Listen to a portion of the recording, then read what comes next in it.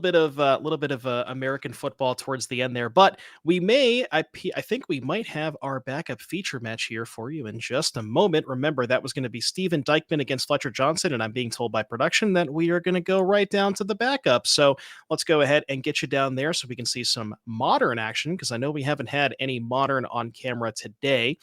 So that again was going to be Fletcher Johnson on Living End against Steven Dykman on Blue Red Murktide. So we're going to get you down there in just a second. Here we go. And game number one, Dykman 1 seed, Fletcher 2 seed. Dykman's going to be on the play. We talked a little bit about this, but yeah, I mean, I kind of would. I think personally, I would give it to Murktide, but it all kind of depends on what the sideboard cards are here for Steven. Yeah, Murktide on the play, especially if you have a Ragavan start. I know that card's luster has dimmed a bit as of late. Getting ambushed by orcs and young wolves and so on left and right. But this is the matchup where it really shines. Against these Cascade decks. And yeah, turn one Ragavan on the play. The scariest start possible from the Living End side.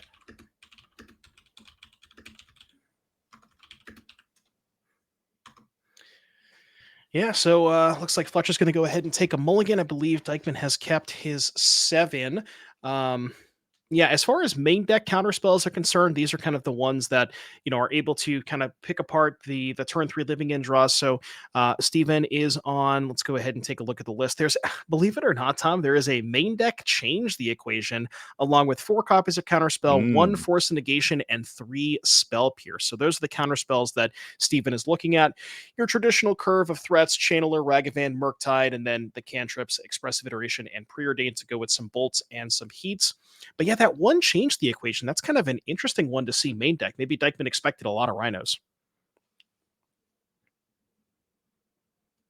Yeah, that's a card that's been popping up in some of the online Murktide lists that have been doing well, and it's more flexible than it looks at first glance, because the second part, you're going all the way up the curve to stuff like Primeval Titan or various other things in the format, but then, yeah, you are also just countering basically anything. Most of the top cards in the format are pretty cheap by necessity, and so that can be, DRC Ragavan in the mirror. It can be Crashing Footfalls, Living End against the Cascade decks. Really across the board, every deck is going to have some good targets for that. And so if you want a little more permission in the main deck, like, that's a really nice card to hedge your bets with. And I'm being told by production, it looks like Dykman vetoed Standard and Fletcher vetoed Pioneer. So that is how we ended up on the modern seat. So if you want to take a look and just look at the matchup, so Dykman for Standard had brought, let me just grab the deck list. So Dykman was playing the Dimir midrange deck. Fletcher was playing Esper midrange. So that was that veto. And then as far as Pioneer, Fletcher was playing Lotus Field, and Dykman, I believe, was playing Rakdos. Let me just pull this up here. We have Rakdos midrange / Copter. So that is how we get to modern. All of that kind of makes sense to me. And going down to the action here, we have a turn 1 Dragon's Rage Channeler followed up by a Mishra's Bauble, and then Fletcher has a Breeding Pool untapped representing a Cycler. And Channeler, not the ideal 1-drop that you want, but a 1-drop nonetheless, and you'll take it here if you're Dykman. Yeah, Dykman's main deck very well set up against Living End. So the change equation that you mentioned, he has a main deck Force and Negation as well, and 3 spell pierces instead of the usual 2, on top of the 4 counter spells. So I like his odds, especially on the play in this matchup, more so than I might normally in game 1. And then he also is bringing the heat in the sideboard too. Flusterstorm, a smattering of other permission as well, Tishana's Tiebinder as well. So yeah, I think his list is very well set up for this matchup. And he's on the play, and I'm sure has a lot of reps in this matchup as well. So yeah, really like that recipe here for Dykman. Would not be shocked to see him moving on from this as well. Yeah, it is a little interesting as far as the vetoes are concerned that Fletcher decided to veto Pioneer as opposed to Modern. So actually liked his Murktide matchup, as Living End more than he liked his Rakdos matchup as Lotus Field. So, and I wonder if that is akin to the sideboard for Dykman and Lotus Field. Just kind of want to bring this up real quick. Just to give you an idea. Yeah, I mean, Dykman's sideboard has, a couple of Duresses, couple of Go Blanks, couple of Lilianas, but no Damping Spheres and no like targeted dedicated hate towards the Lotus Field deck. So it's interesting to see that Fletcher decided to veto Pioneer instead of this matchup. Yeah, I think the scarier thing there from Dykman is his main deck, actually, where we flagged up yesterday 7 discard spells main deck. So 2 duress and a go blank on top of the usual 4 Thoughtseize. And then the other 2 duresses and 2 more go blanks in the sideboard and 2 Liliana with the Veil. So no dedicated Lotus Field hate, but he might not need it just with the way his deck is configured there. So I think that matchup, the hope as Lotus Field is they have a slow draw or they don't draw a bunch of Thought Seizes game one, and then you can kind of slog through the hate post sideboard. But Dykman just is bringing the sideboard heat in the first game and then is doubling down on that too. So I don't know how much of that was intentional for these matchups, but Dykman, as it turns out, came prepared for the Pioneer seat and the Modern seat, and then I guess Standard was Veto too. So yeah, he looks well covered across the board here. Yeah, and we have Fletcher. It seems like Fletcher has taken quite a bit of damage this game. Graveyard's off screen. I can't quite tell if there's delirium. I think there should be because I recall a lightning bolt being cast at some point. So my guess is we have instant sorcery artifact land, so that would hypothetically be a delirium. Dykman has a couple of counter spells in hand to be able to stop Fletcher's living end, although I believe I might have seen a violent outburst in Fletcher's hand alongside a force of negation, and now we're going for a grief pitch street wraith. So we could even say take one of Dykman's counter spells, upkeep living end with violent outburst with force backup to be able to fight over the last remaining counter spell, and this might be the perfect sequence here for Fletcher.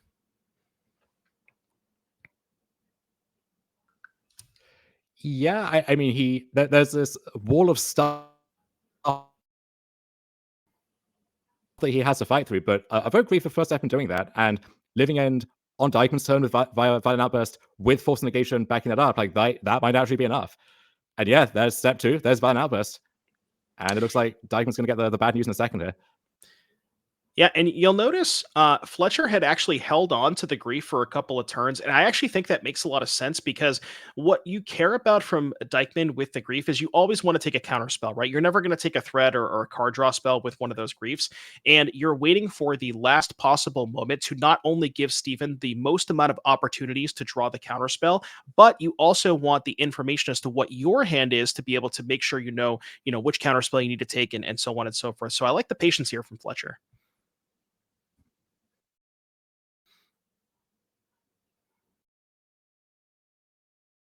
Yeah, if your opponent just isn't really doing anything, then you start to wonder, well, what are all those cards over there in your hand, Steven? And if it is what it turns out to be, just this wall of counter spells, then you got to play it slow, make sure you have the redundancy to fight through. As it turns out, Fletcher just had, Grief, Interval, and Outburst with the Force Negation backup all rolled up here. So at that point, you don't have to go digging for the missing piece. You can just shove early, put him to the test, and I think we're going to see these graveyards being flipped here before too long. Yeah, and it's not really clear that Steven has a good avenue towards beating a Grief, a Street Wraith, an Architects of Will in a generous sense. So I would imagine this game is probably close to its completion. Steven on 17. If we count the power, that's 9, plus the Ent, I believe, is 14 power. So we're going to get all of that stuff back. And we're even, Dykman kept the card on top off the Surveil, and Fletcher can even just use the Architects of Will to make sure that Steven draws a blank piece of cardboard, maybe even for back to back turns. So yeah, we'll have to take a look here. Not sure exactly what's going on. Okay, so I believe we might have banned. I wonder if Dragon's Rage Channeler was banned previously. So if that is the case, that one now gets to stay in play potentially. Yeah, so it looks like that is the case. So we're going to take a look at the top 3, rearrange those for Fletcher, or for Steven rather. And Steven's going to take a draw step here. But yeah, I don't really know how we get out of this. It starts with a heat, I guess, but Yeah, I mean, even there, Generous and not only very big, but it has that hidden reach, which a lot of people discover the hard way for the first time. So, yeah, I think Fletcher has all his bases covered, and you're seeing here why Living End just on raw power alone may be the scariest deck in Modern. It's capable of what is this? Let's see, 5, 8, 14 power, and kill your stuff on turn 3. I've disrupt you twice, so 2 grief triggers and a force negation, like that's pretty phenomenal. Really hard to match that pound for pound. Once you have to fight through hate, it's a little scarier, but just as a game 1 deck, Living End is absolutely terrifying, and the best draws from it, as you saw here, feel pretty unbeatable. Yeah, and Fletcher actually not even going to offer the trade of Architects of Will for Dragon's Rage. Chandler is like, I think my 3/3 is a little bit maybe more important than yours, and even has the food to kind of offset the attack from DRC. And Fletcher knows what Steven is drawing, so he basically has perfect information because of that Architects of Will. So, I mean, Dykman's going to go through the motions here. You can chump block the Generous End, take 6, go to 11, but there's still 14 power next turn, and yeah, if Fletcher knows there's a land on top, then that is going to be it for game number 1. Yeah, Fletcher even has the food token there to get himself back up to 10 life. So no, there's not even some weird sequence of iteration into double bolt or something and get delirium. Like I really think all those outs are fully closed off here. So Yep. So Dykman is and going. one thing you can but one nice thing about watching Steven Dykman, as we've done a lot this year, is you can tell from his body language often the way that things are going. This board state pretty obvious, but he just in case there's any doubt, he's making that clear for us too. So very quick and efficient game 1 there from Fletcher Johnson, who's putting on a clinic in his own right here in this tournament so far, continuing to make a name for himself. We'll take a look at these sideboards here. So for Steven Dykman, we've got Flusterstorm, your go-to card against Cascade. Tashana's Tidebinder, one of the more recent additions to the format that's gained a lot of hype, found its way into a lot of decks, even at 3 mana. And one of the reasons is it's excellent against all the Cascade decks, countering the Cascade trigger on Violent Outburst or Charlotte's Agent, effectively nullifying that, giving you a 3/2 body as well, and just a Mystical Dispute and a Force Negation help fighting over the stack. Steven's going to have even more of that going on here in game 2.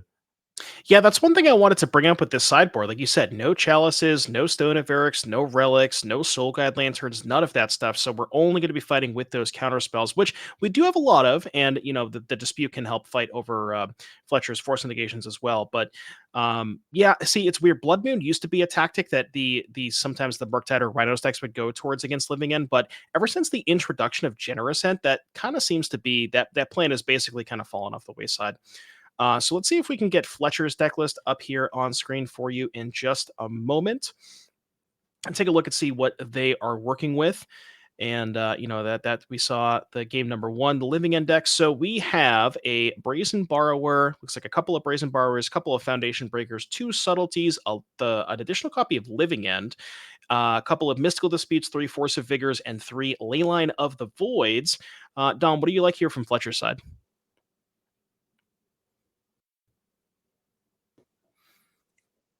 I like the Mystical Disputes first and foremost. You're going to be fighting these stack battles. It's a good way to help do that.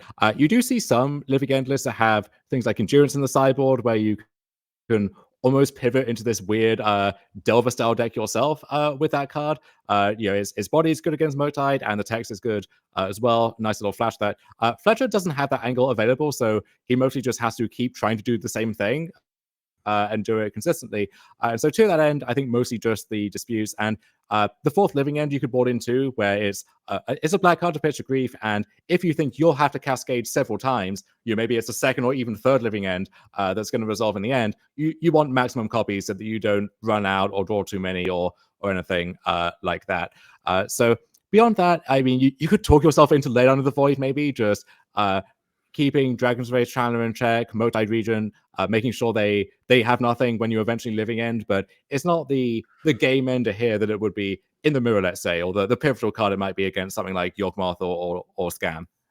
Right. Yeah. I was actually gonna mention that too, the ley lines, because you can help shut off the Murktide, maybe a little bit of less pressure from Channeler, and also, if there's creatures in the graveyard, those can kind of the Living Ends can if there's like you surveil a couple of creatures into the graveyard early and get those back with the Living End, that can be a little pesky. But yeah, so those are the sideboards. I don't know if we have a little bit of time before we go back to the match to check the leaderboard, so we can get an update on how everybody is doing. Because I've seen a couple of things in the chat that we want some updates. I don't know if we have an updated leaderboard yet, but if we do, we will see if we can get that up for you guys in just a moment.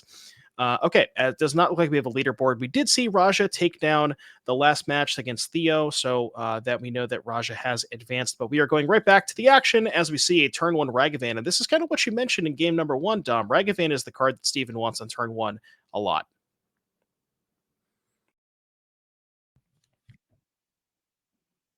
Yeah, you're not really hoping to flip great things off their deck so much the way that you can in some other matchups, but having this threat which just applies pressure and gives you the mana to pick whatever fight you need to contest, or you can play sorceries on your turn and still hold up mana for other stuff as well. Turn on Ragavan, just the absolute ideal start. Being joined here by Dragon's Rage Chandler as well, so really nice proactive start from Dykman, and just needs to have the reactive cards to back it up.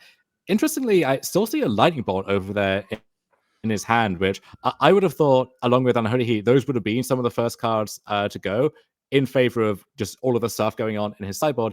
I guess maybe he needs to leave some amount of those cards in, and you want some ways to swat something like a Curator of Mysteries that ends up being hardcast or whatever out of the way. Yeah, I mean, looking at Steven's sideboard again, my guess is the 2 Flusterstorms, the Force, the Dispute, and the Tidebinder came in. That's 5 cuts. We cut the 4 heats in 1 bolt. So, like you said, maybe keep a couple of bolts in. And it does, it's able to it kind of shaves. Sometimes it can shave multiple turns off the clock where you get the 3 damage in, but also you get to turn on Delirium for Channeler. So it can really, really up the pressure in a matchup like this. And that's, you want to get Fletcher as dead as quickly as possible. Don't want to give him the time to set up the graveyard and multiple counter spells. So we do see here Fletcher fetching. Say that 10 times fast. On turn number 2, getting a basic island. And we'll have to see what we want to follow up with here. Notably, Fletcher fetching in main phase now is aware of the presence of Tishana's Tidebinder. I don't know, Dom, if you've played a lot with Tidebinder, but I've gotten to stifle a couple of fetch lands, and boy, does that feel good. Yeah, once that happens to you the first time, it's always on your radar, and so you're always hyper conscious of when am I fetching, when am I doing things, and even against decks which you don't know if they're playing that card yet, or if it's in their main deck, or what have you, it's always just on your radar. You have this kind of reflex built in past a certain point. And I believe, correct me if I'm wrong, but I believe we have instant creature land right now for Dykman, so I don't believe we have Delirium. I think the life totals might be a little off, but we can do apologize for that. But yeah, we have an attack here. Ragavan's hitting an Odawara. We're going to go end of turn, cycle a Waker, or channel cycle. I don't think it has either of those abilities, but they're basically the same thing. Discard a Waker, look at a couple of cards, going to bin the Generous Ent. Take a draw step here for Fletcher, and this is kind of the turn. This is the question of, do we start the fireworks this turn? Does Fletcher have a shard list? Do we want to wait for Violent Outburst? Is there a Grief? Is there a Force negation? And this is going to be the kind of the pivotal turn 3 where we decide. This turn could decide the game, as we see a shock here from Fletcher. Yeah, Fletcher under enough pressure that can't really wait around to pick his spot, just kind of has to go for it. And if he wins this fight, gonna like his odds in the game itself as well. But this is gonna be the hard part.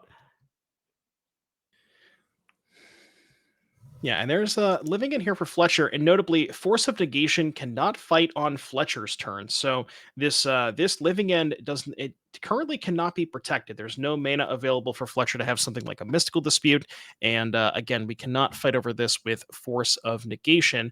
So Dykman knows right now this specific turn his counterspells are good, or potentially we're fetching first. I wonder if this is maybe a Tishana's Tidebinder. We're fetching a tap land, which leads me to believe that we probably have a counterspell. We just want to clear the top of our deck first to make sure if we fetch end of turn, we want to keep the top card if it's good. Yeah, sometimes the 2/2 blocker from Stardust Agent is a nice consolation prize. You expect your Living End gets countered, but the agent can block the Ragavan, buy you some more time. I think Fletcher's under enough pressure that, and we know Dykman has the bolt in hand, that that may not be good enough here. But if Fletcher has the follow-up Cascade spell, then he might survive by the skin of his teeth. Yeah, so Dykman landing up 2 mana. Looks like we're going to go for a counter spell. Again, Graveyard still currently land, instant, and creature. So really wants to, for Dykman, really wants to find that fourth type to be able to up the pressure here with Dragon's Rage Channeler. So we'll have to see exactly what we're going to go for. Dykman in the tank, I believe there is a counter spell, a Fluster Storm, and I think a land in hand for Dykman. That might be an Otawara. I don't know if that's super relevant, but it looks like we are going to go for this counter spell. And I mean, we could get into a spot where, let's say, the next Living End resolves, Dykman gets a Dragon's Rage Channeler back, and can Odawara the Generous Scent away or something, and just about get across the finish line. So yeah, game could end up being decided on a very tight margin here. But Dykman has, it looks like, Flusterstorm in hand for the next wave too. So that one, even through Force Negation, Flusterstorm, the best card historically at just countering instant all sorts of threats, and I think we're going to see that again. yeah, and here's an expressive iteration. This will end up turning on the Dragon's Rage Channeler, so going to up the pressure even more with that Fluster Storm as backup for the next Cascade spell. So, things are looking pretty good here for Dykman. Trying to see if we can get an idea of what the life totals would be. Looks like we have 2 shocks from Fletcher, 1 fetch land that's 5 damage. I think we've taken 1. We might have taken 3, 6, 7. I want to say Fletcher 7 might actually be correct. I'm not 100% positive, but 7 might actually be the correct life total. I was thinking it would be like somewhere between 7 or 9. But yeah, this Dragon's Rage Channeler turning into a 3/3 is a massive, massive turn here for Steven.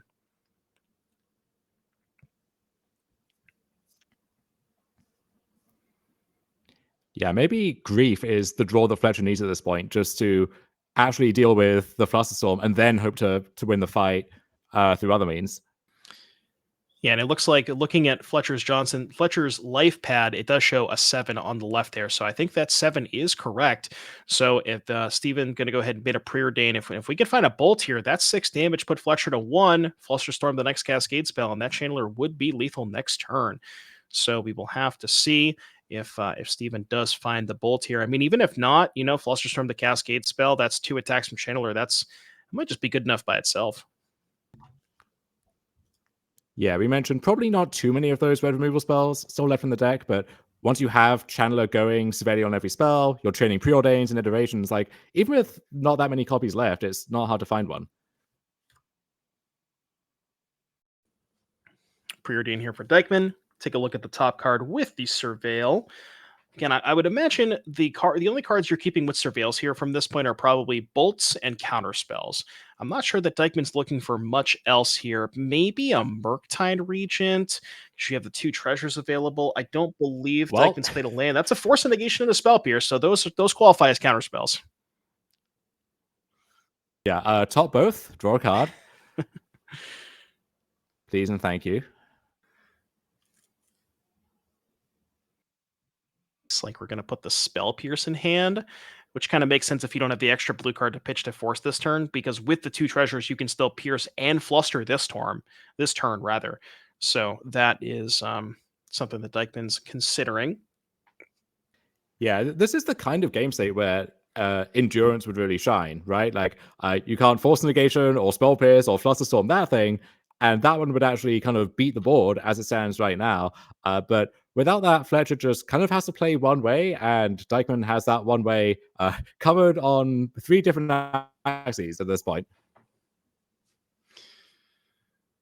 And yeah, so Dykman just has a lot going on here. We're even going to offer the trade with the Shardless Agent. I mean, it is a forced trade here from Fletcher, so maybe potentially, I don't know if maybe Dykman's thinking if he finds a second Ragavan next turn, get the trade out of the way now, put Fletcher to 4, counterspell the follow-up Cascade spell, and then maybe end up finding another Ragavan later on.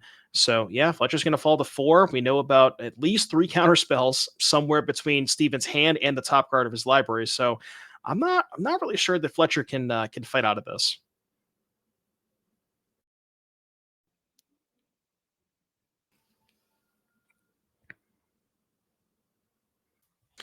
One thing that would definitely help Fletcher, it is not currently, there are none of these in Fletcher's deck list, but sometimes you see Endurance in the sideboard of Living End, and that card would be huge here as a way to, like, maybe you go for a Cascade spell, that Cascade spell gets countered, but then you can Endurance to turn off Delirium for a turn or two. But yeah, for Fletcher Johnson, no copies of Endurance today, so that is not on the table. Yeah, Dykman gets to still had all these with his Flusterstorm and his Spell Pierce and his Force Negation. He's got this one on lock, and we will be seeing a game 3 here in this elimination match. This is the phase of the tournament. Every match has these high stakes to it, and Dykman he's won a lot so far this tournament and this year. But if he loses this, he's out. Absolutely. Yeah. This is going to be game 3 for all of the marbles. We already have the remaining 3 lined up for our top 4, and these players are going to be playing for the last remaining spot. Winner gets in, loser goes home. It doesn't get any higher stakes than that. And yeah, we will likely be seeing a game 3 here in just a moment. Fletcher's going to go for this end of turn something. We're going to go for a Waker, potentially lining that up. Maybe we're going to go for a Cycle of Generous and First, or Curator of Mysteries. But yeah, with the 3 counter spells that we know about in Steven's hand, I don't really think there's a way out for Fletcher unless some sort of weird sequence with like a cycle into double Force Negation. I'm not even sure if that's good enough, to be honest with you, because Dykman has 3 counter spells. So yeah, I don't think there's a way out here for Fletcher.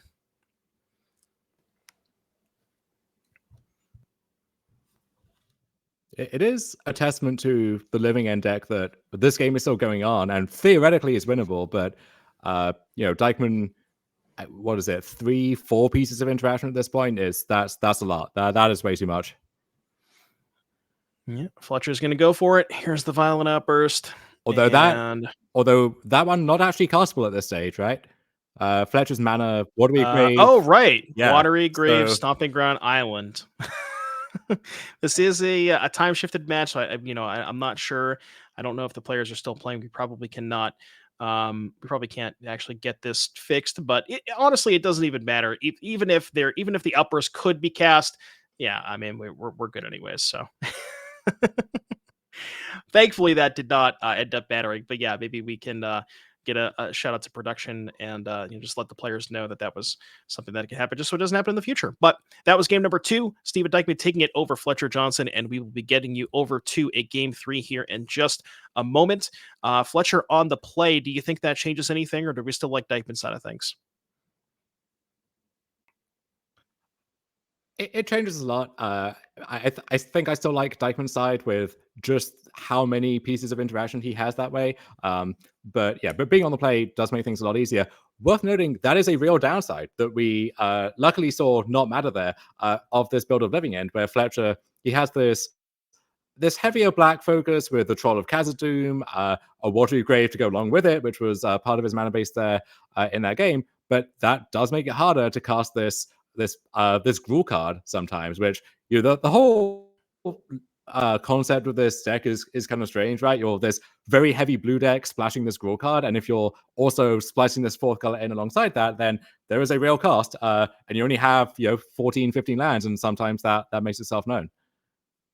Yeah, absolutely. The mana we like to say that the mana is typically free in Modern, but yeah, I mean, there's 14 total lands in Fletcher's deck list, along with those, the 3 trolls, the 3 generous cents. But worth noting, because in order to make room for those extra land cyclers, you got to cut something. And Fletcher is, we're only playing 4 fetch lands. So normally you would see somewhere maybe between 6 to 7 or 8 fetch lands. We're trimming down on those a pretty decent amount, and even making room for an Otawara as well. So I don't know if we have an update on whether or not we're ready to go into game number 3. If not, we can maybe take a look at some other slides for you. But here we go. Game number 3, all the marbles. Steven Dykman is going to be on the draw, Fletcher on the play. And yeah, this is, like I said, elimination time, backs against the wall. You only got 1 game left in the tournament for one of these players, and here we go.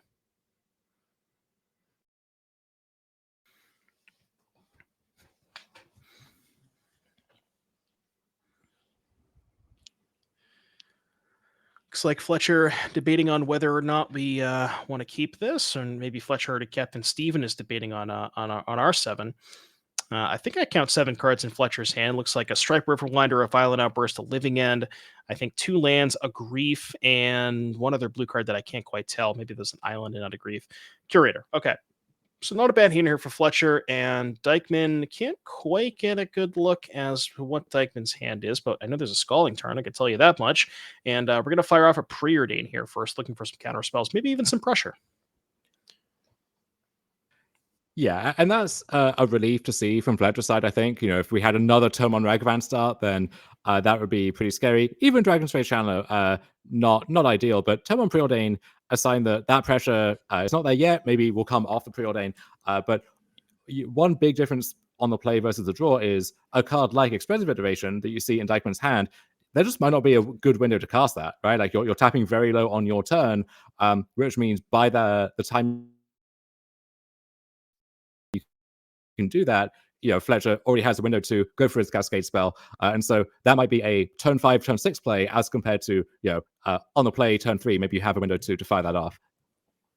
Yeah, the counter spells are good, but like you said, when Fletcher is under no pressure, there's kind of much less of a reason for him to go for it. Typically, with combo decks like this, you'll see what ends up happening is if they're basically only going to go for it if they're in a position where they feel like they are either maybe if you have perfect information, you're 100% to resolve a spell, or B, if you're under some amount of pressure and you feel forced to go for it. But without either of those circumstances, Fletcher can kind of just keep developing, cycling, getting the graveyard filled, trying to find those additional counter spells to help fight over Stevens, and has a lot more time to set up. So Dykman really wants to find some. You need a mix, right? You can't just have the permission, you can't just have the pressure. You need a little bit of both.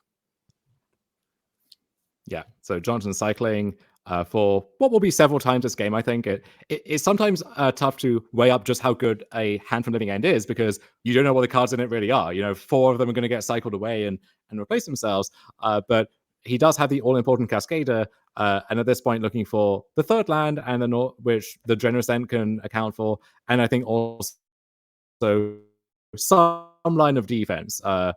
Expecting there to be at least one counter spell. So a Grief, a Force Negation to go with the Violent Outburst, maybe just a second Cascader so we can do that again. And that's the recipe that we're trying to put together at this point. So another Preordain from Dykman, trying to sculpt his hand even further. So Preordain's going to look at a Spirebluff Canal, and it might have been a Flusterstorm. I think that was a Flusterstorm. So likely going to take that Fluster into hand. And that's like, Flusterstorm is probably one of Dykman's best sideboard cards because it's the one that's kind of, that you really can't fight over, right? If there's a Living End put on the stack, Flusterstorm is being cast, assuming there's no available mana for Fletcher. You can't, not only can you not pay for it, but you also can't 1-for-1 or 2-for-1 yourself with that Force and Negation since there's multiple copies of the Flusterstorm. Yeah, even just paying for that one straight up, you need 6 lands in play, which is a tough ask for your 14 land deck. And then if any other spells are being cast on either side, then realistically, you're not paying for that. That one's off the table. So Flusterstorm, the most reliable answer to a Living End that you're going to find. The focus here has just got to be finding enough copies of cards like that to break through that wall. Absolutely. So we see Fletcher going ahead and fetching end of turn. Going to start off with a Cycle Stripe Riverwinder and a second one. That's the 5/5 hexproof. So going to just go ahead and cycle through the deck here. Fletcher looking just again to set up the perfect hand. Maybe something like a Grief to clear the way, followed by a Cascade spell. And as we talked about, Stephen, Fletcher is not under any pressure. Fletcher has a lot of time to develop his hand, the graveyard, find that critical mass of counter spells and Griefs to be able to defend the Living End. And Dykman's kind of the one that needs to find it. Now, Dykman, with the Flusterstorm, that one is again, as we said, it's really hard to fight over that one. But Fletcher's shocking here, so indicating that we're going for something, and we're just gonna fire it off. Love it, Violent Outburst. Let's do it. Okay. Top card, Living End. Okay. Don't have to reshuffle anything there. Yep. And yeah, Fletcher's saying you got to have specifically Flusterstorm or double Spell Pierce exactly, basically to contend with this. And Dykman has the first thing. He has the Flusterstorm. Now, I wonder if you're Dykman and you have Flusterstorm and Spell Pierce, you probably go for Pierce first because that might even bait the force out of Fletcher's hand. So, or there's like some weird leveling, right? It's like you pierce first. You kind of assume they have force if they're going for it here. So you pierce, they force, you fluster, but then you don't have a 1 minute interactive spell if they have a second cascade spell. So there's like these weird levels where if you go for fluster and hold up pierce and Fletcher goes for shardless on Fletcher's turn, then your pierce is good because they can't force on Fletcher's turn. Yeah, as it turns out, I think Steven just had the fluster and will happily trade that one off.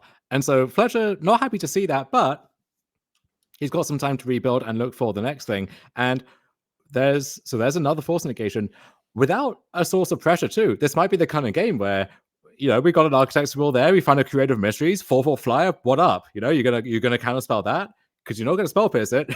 You're not gonna force negation it, and that might actually be a relevant threat by itself, or even a generous end if we work our way all the way out the train. This is the fourth land from this end, and you start to you start to think long term, Devin. You start to work your way up.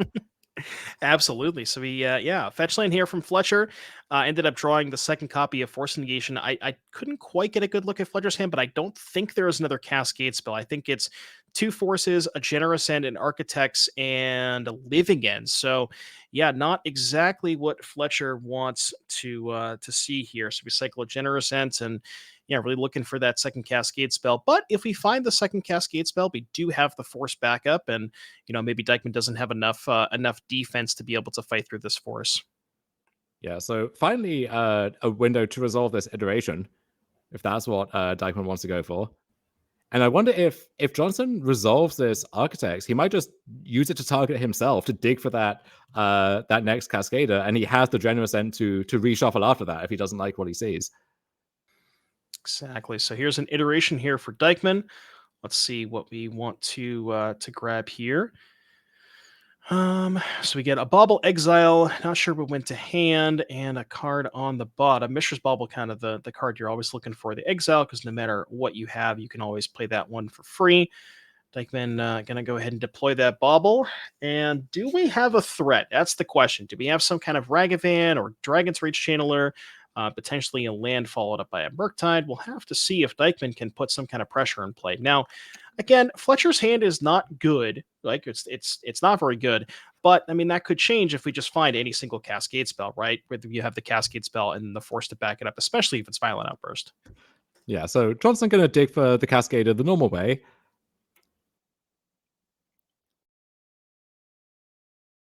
But yeah, now with two land cyclers as your 6-drops, there's no way to see kind of new cards really, but we are just building towards whichever of Troll or Generous End Johnson thinks is a more reliable threat. So we'll dig a swamp out of the deck.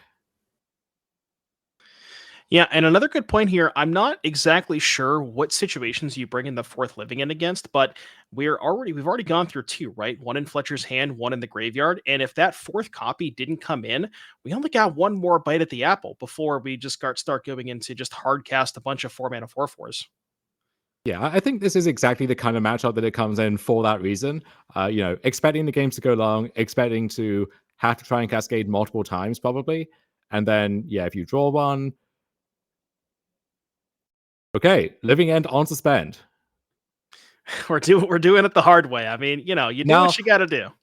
we joke about it, but that one actually is pretty difficult to Flusterstorm. Like if you lead off with Fluster, Johnson can just pay at that point. And for the other kind of spells, if by that point, if it comes off, Fletcher might just be able to hardcast at least one force negation to fight over it. So there might be a fight happening at the weirdest possible time, basically, on Fletcher's upkeep, not Stevens, in a few turns. Yeah, and Fletcher, as you mentioned, does have that sixth land rolled up. We have a Steam Vents in hand, so that unlocks double force negation. So you're kind of seeing maybe a couple of turns from now, and Steven's going to recognize. But again, if that double force negation comes off, maybe the Flusterstorm is good. It really all depends on how much permission Dykman has in hand here. I think I can't It's a quite get a good look. gigantic hand. Yeah. Yeah, so many cards. I see at least a Ragavan. I got that part down. Didn't quite get a good look of the rest of it. I wonder if we're going for a Murk. Yeah, it looks like a Murktide here. And that one might be a 2-turn clock. I think there's 4 spells. So 4 spells would be a 7/7, which is not quite a 2-turn clock, but with Fletcher at 15, maybe can get the extra point of damage in with that Ragavan. Yeah, I mean, Fletcher can just try and resolve this Generous then as a blocker, if nothing else, to buy that crucial turn. And so Steven might have to fight over that. I think I saw a subtlety in his hand, which this is going to be a perfect spot for a subtlety. if that's the game plan. But I bet you that Steven did not envision pitch casting a subtlety on a hard cast Generous End going into sideboarding this game. But you know what? Stranger things have happened. So we're not yeah, going to go for the Generous End. We're just going to play a Steven's tapped. I meant to use my free spell on your free spell. We're paying mana for this? What's going on? So we're going to Steam Vents into play tapped here. Fletcher choosing to not fight over anything this turn. And I think the reasoning for not playing the Generous End this turn is because he recognizes at 15 versus a 7/7, if he shocks or even fetches a basic, that's now a 2-turn clock and he's dead to a single counter spell. Whereas if you play the Steam Vents here, you can wait a turn, take 1 hit, play the next turn, and then still be able to theoretically take 2 hits from the Murktide and survive at 1 life. Now, Yes. surviving at 1 life is a little sketchy against the deck that has Ragavan Bolt, but Fletcher recognizing the situation, I think that play does make sense. Yeah, the damage really matters, and this game could easily be decided on the margin of 1 or 2 life points in either direction here. So I think Dykman kind of sees the end in sight, but just has to get there and knows how that could be prevented from happening, if you like. And we're lining up 2 mana, which I think means that we're going to go for Dash Ragavan here, because I did see a copy of Ragavan in Dykman's hand. And we're lining up 2. Yep, there is the monkey. So that would be an attack for 9 damage. And now Fletcher sees he can no longer take 2 hits from that Murktide because currently cannot answer the Ragavan. So that's going to be 9 damage coming across. We'll have to see what Dykman can go ahead and hit off of Fletcher's deck.